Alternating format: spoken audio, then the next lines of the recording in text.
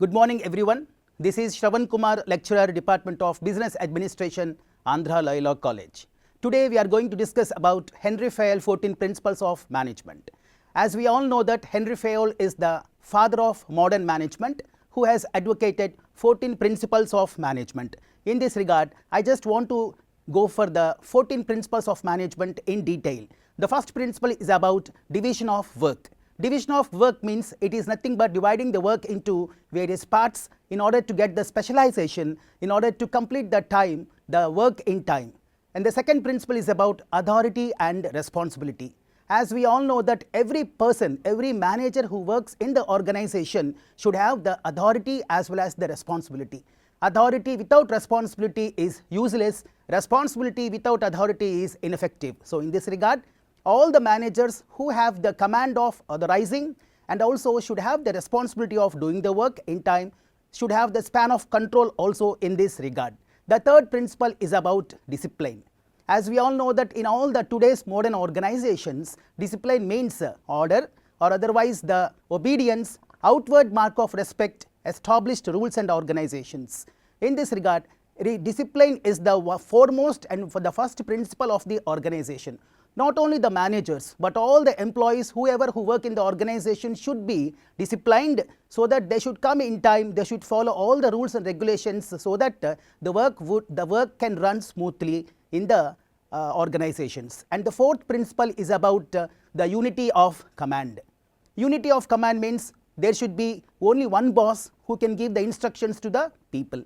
So there should be unity of command among all the employees. Unity of command means there should be only one boss to the employees. If more than one boss is there leads to confusion and chaos. So in this regard, Henri Fayol has observed the system of the organizations in which all the employees are not having the unity of command. So he has brought out this principle, the fourth principle, unity of command. There should be only one boss for all the employees. And the fifth principle is about the unity of direction.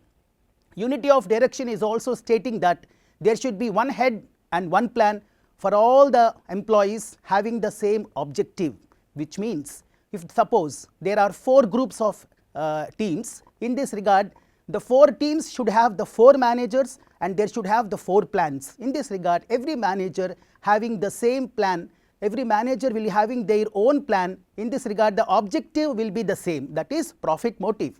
And the next principle is about subordination of individual interest to general interest.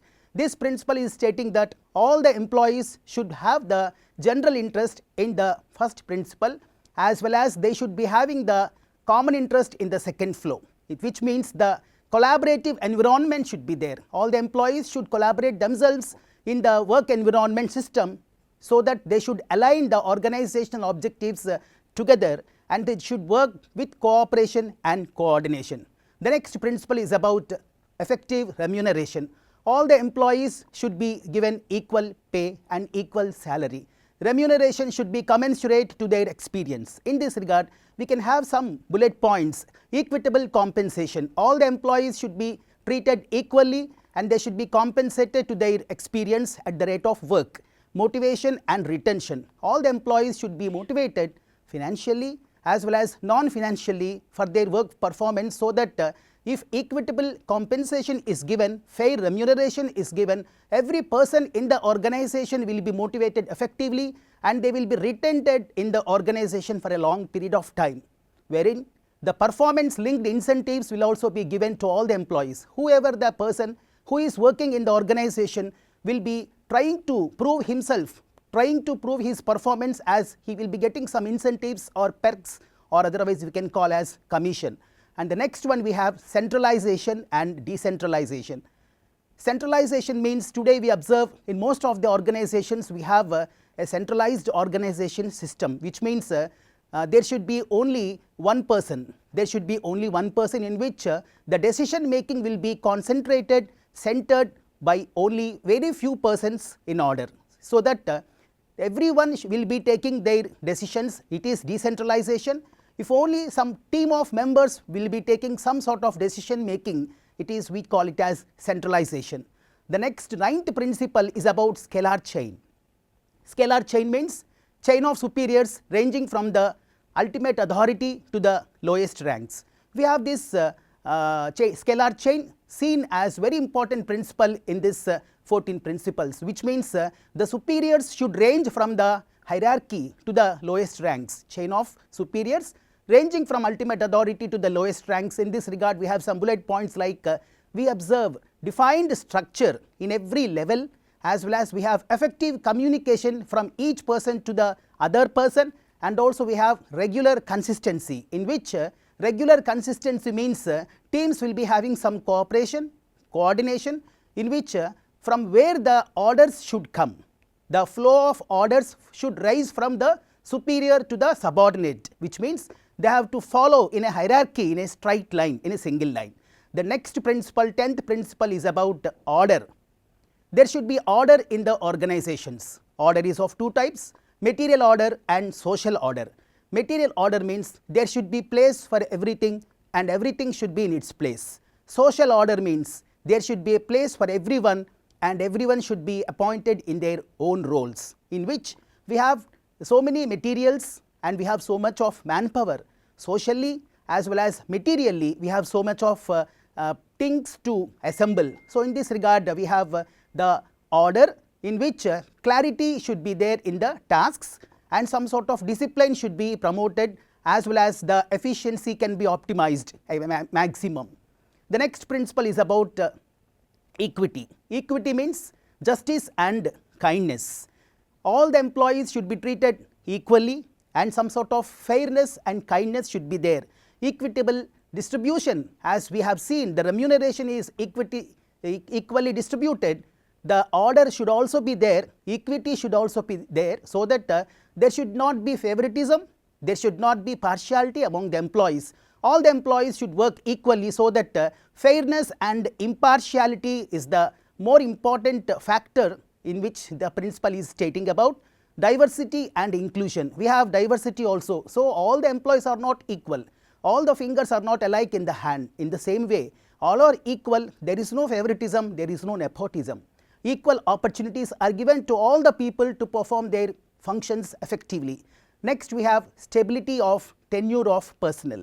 Stability of tenure of personnel means employees should be retained in the organization for a longer period of time. We observe so many people going from the organizations and so many employees entering into the organizations. As we observe this, why? Because the employees, why they are leaving the organizations? The only intention of leaving the organizations, there is a lack of some infrastructure, there is no equitable salary. So in this regard, properly, if all the salaries and equal infrastructure is placed in the organizations, the stability will be for a longer period of time. The tenure, the term period for all the persons who are working in the organization will be for a long period of time, in which enhanced productivity will be observed, as well as continuity in learning also will be seen here. Next principle is about initiative. Every employee who works in the organization should come forward by taking initiative, in which they have some entrepreneurial spirit among themselves to come forward to function the performance of various effective factors, and also some sort of creativity and innovation should be there. Every person should think creatively, every person should think innovatively, in which there is the only one outcome or output for every organization, that is profit. So we want to get the profit. In order to get the profit, every person should stand for themselves, for initiating themselves, for energizing themselves for the production as well as for the profitability. Empowerment and autonomy is also seen in the initiative. And the last principle is about esprit de corps. Esprit de corps means, in short, we can say that equity is the strength. So when all the equity is strength, unity is strength, we have team unity, we observe motivation, we have collaboration. So these are the 14 principles of Henri Fayol's management. He is the father of modern management. He has given these principles. Today we observe all these functions are being performed in every organizations, not only in the modern organizations but also in the traditional organizations. These 14 principles are being structured accordingly in order to get the optimum maximization of all the resources. As we know that we have 5 M's in management. The first one is men, second is money, third is machinery, fourth is material, 5 is the very important that one is motivation. Every employee should be motivated to use all these 5 M's accordingly, so that if all these 14 principles are functioned effectively, business organizations will flourish smoothly, and also the business organizations will run in profits. In this regard, I conclude the Henri Fayol, who is the father of modern management, giving 14 principles is very important for these today's modern business organizations. Thank you one and all.